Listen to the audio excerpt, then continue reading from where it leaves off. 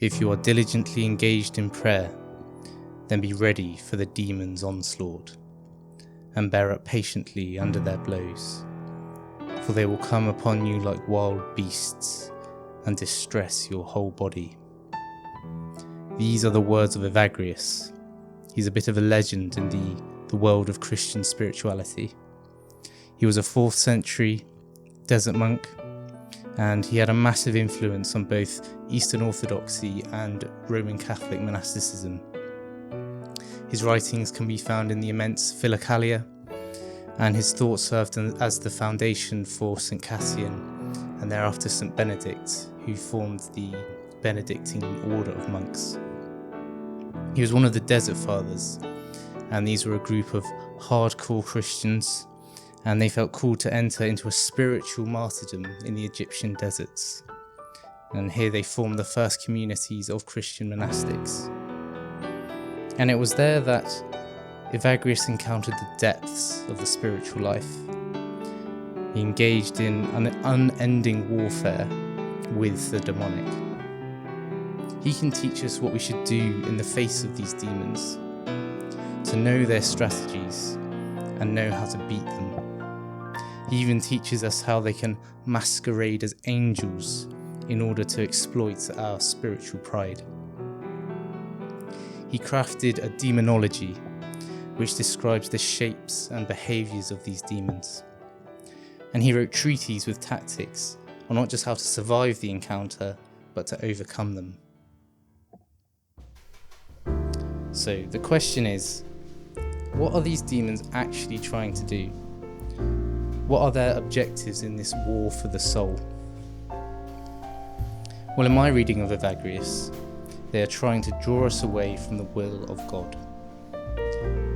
Human life is about tuning into God's will and eventually to meet Him in true union. But this seems to really piss off the demons, and they will try everything they can to stop us. The goal ultimately is to find that perfect obedience which Christ has.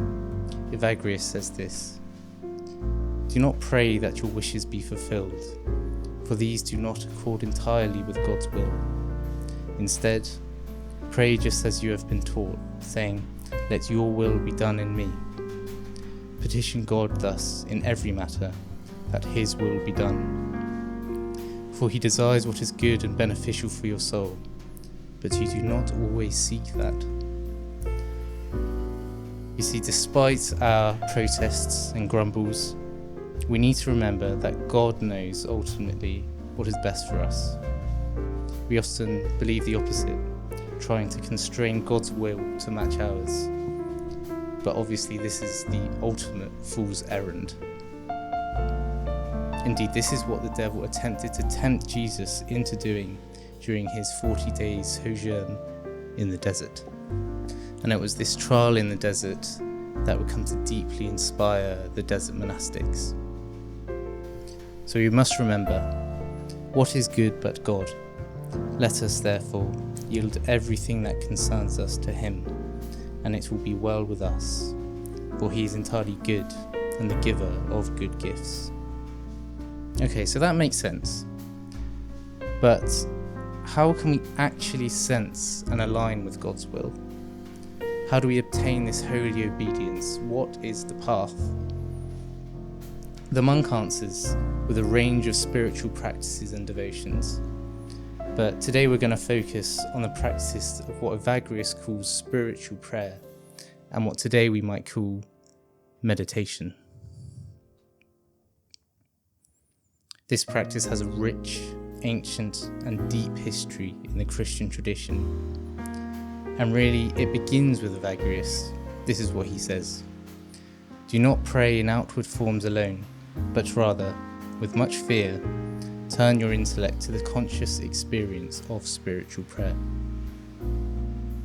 Over the next 1,000 years, this practice would crystallize in Eastern Christianity into what we now know as the Jesus Prayer. Silently and internally, we pray some form of the words, "Lord Jesus Christ, Son of God, have mercy on me, a sinner." and this can be prayed in sync with the flowing in and out of the breath. Already in Evagrius we can see seeds of this.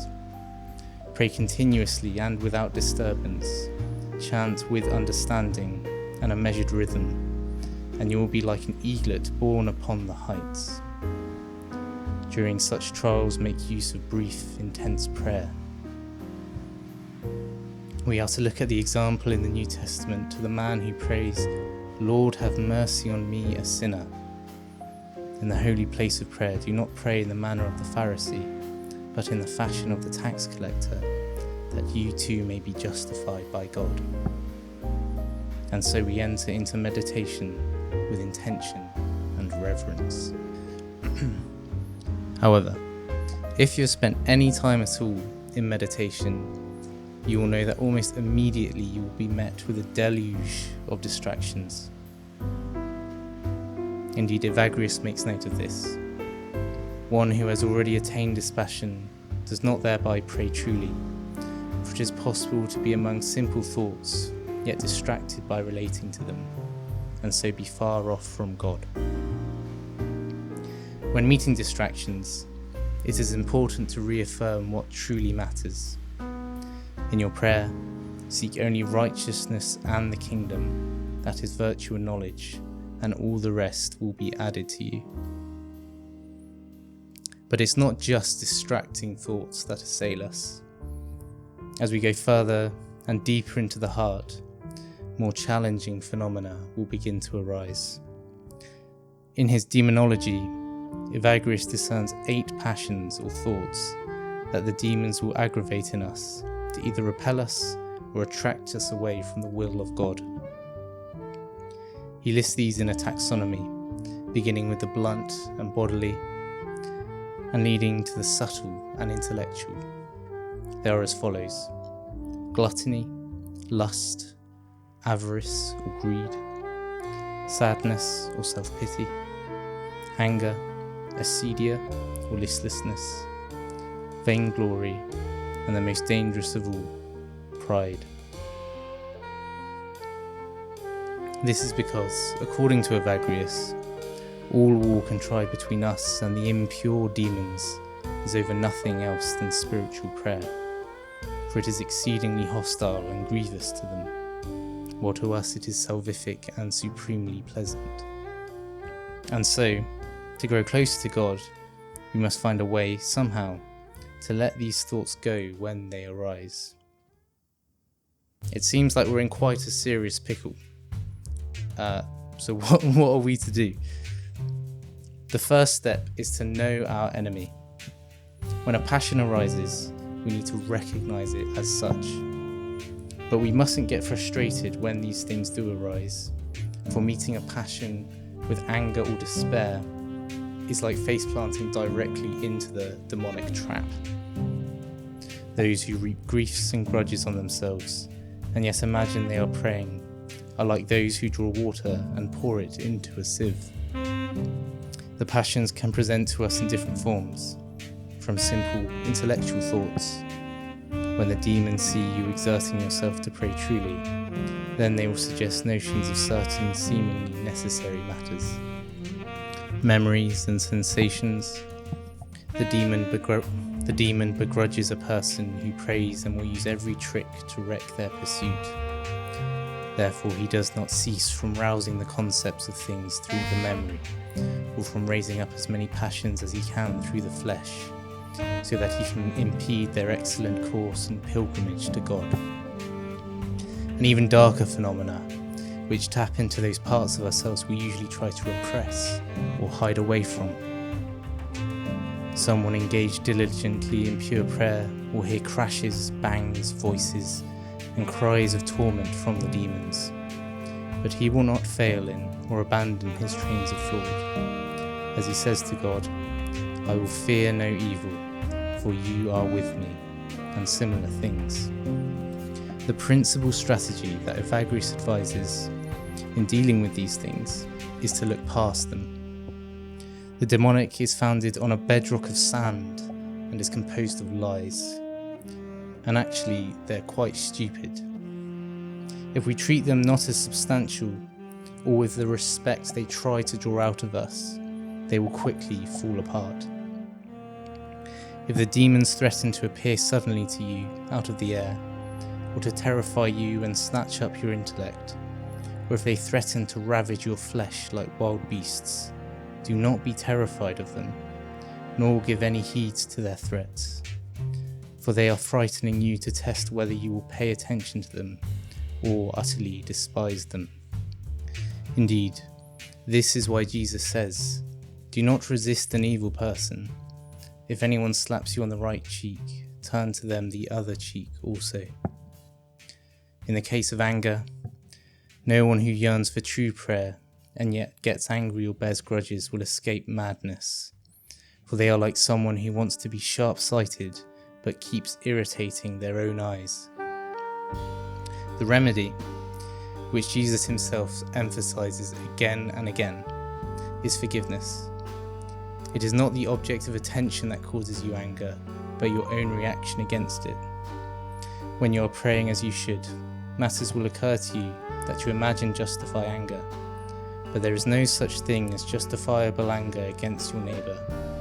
If you seek, you will find that it is possible to resolve the matter without resorting to anger. Therefore, use every possible means to avoid breaking out in anger.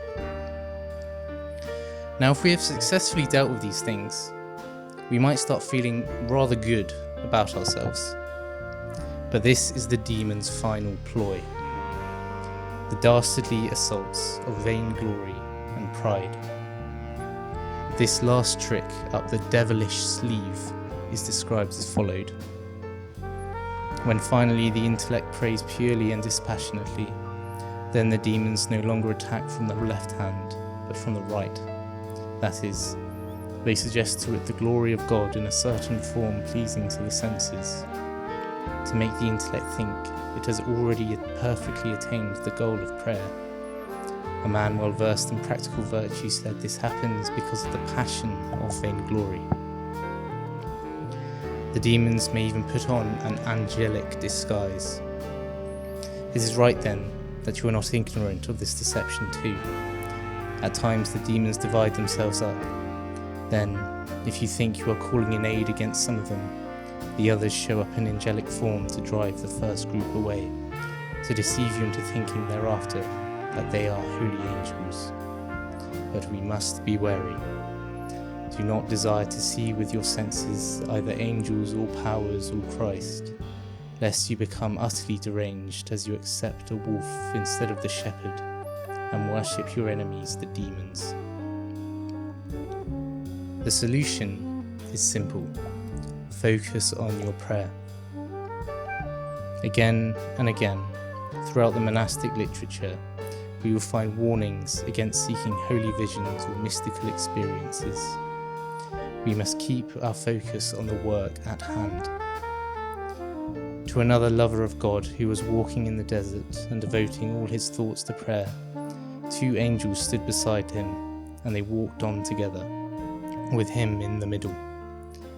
But as for the monk, he paid them no heed at all, lest he be robbed of the better portion. For he remembered the apostolic saying that runs, "Neither angels nor principalities nor powers will be able to separate us from the love of God." Now that was all quite a lot.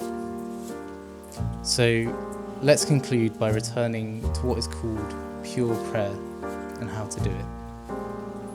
First, set your intention on following God.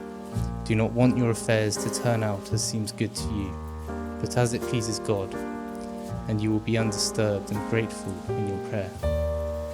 Put your body in right order. Entrust God with your body's needs, and clearly you will be entrusting Him with your spirit's needs as well. And align your mind with humility. If you're a patient sort of person, you will always pray with joy. And then you will know the fruits of prayer. Prayer is the flower of meekness and freedom from anger. Prayer is the product of joy and thanksgiving.